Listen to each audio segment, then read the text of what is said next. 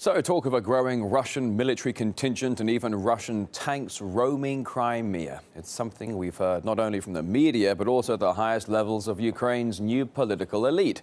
But international reporters on the ground are seriously struggling to find the evidence. When I traveled to Crimea, I expected to find what I saw on TV back home. Images of the mighty Russian military storming into Ukraine.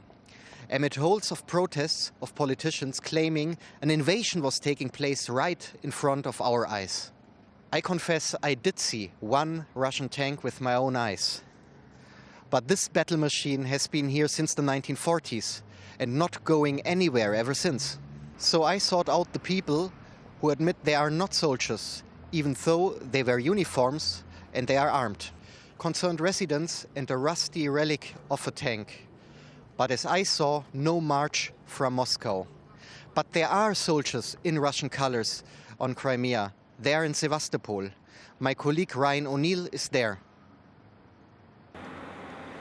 Yes, that's correct. There is a military presence in Sevastopol, but it has been here for ages. And that's because this is the home of the Russian Black Sea Fleet, which has been legally based here for years.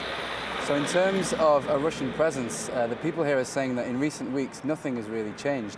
I'm studying right here in Sevastopol for 4 years, and you know, this city always was like military city. You know, I think that nothing changed.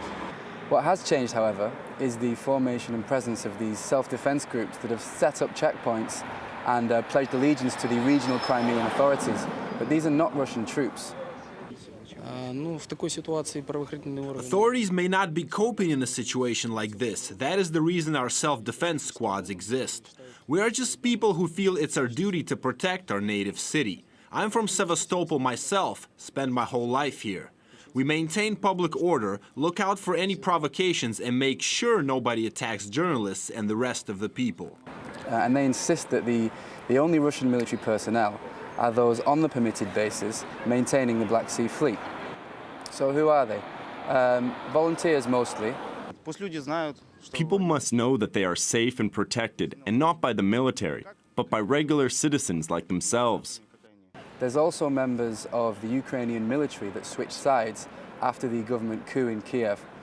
There's also former members of the Berkut police force that was involved in the violent scenes that we saw coming from the Maidan protests in Kiev, and they say they're now protecting this region from a threat of the far right in the capital.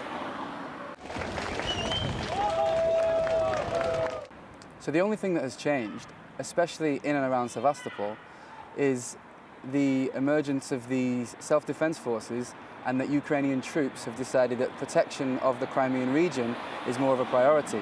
But having spent time and spoken to these self-defense forces, it seems that their ranks are filled with concerned locals and Ukrainian soldiers, no Russian troops.